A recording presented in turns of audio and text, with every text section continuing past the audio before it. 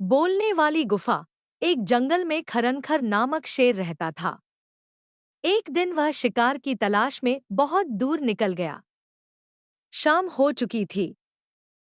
कोई शिकार हाथ नहीं लगा था। ऊपर से वह थक कर चूर हो चुका था। तभी उसे एक गुफा दिखाई पड़ी। वह गुफा के अंदर चला गया। गुफा खाली थी।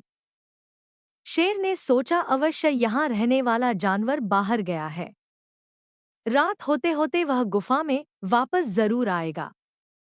ऐसा करता हूँ, तब तक यहीं छुपकर बैठता हूँ।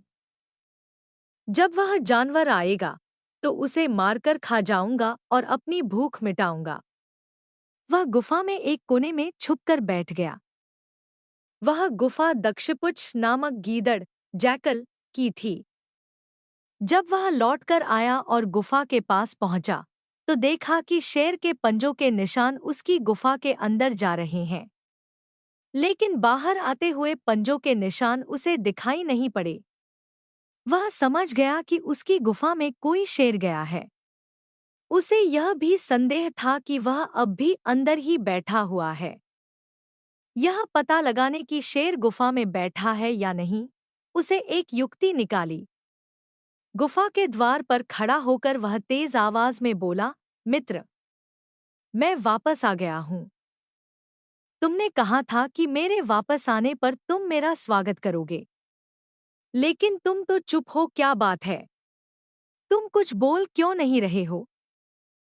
यह पता लगाने की शेर गुफा में बैठा है या नहीं, उसे एक युक्ति निकाली।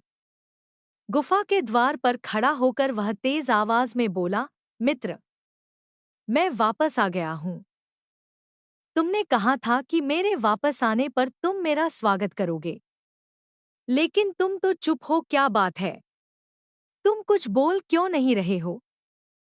शेर की गरज सुनकर गीदड़ डर गया। वह उल्टे पैर वहां से भाग गया।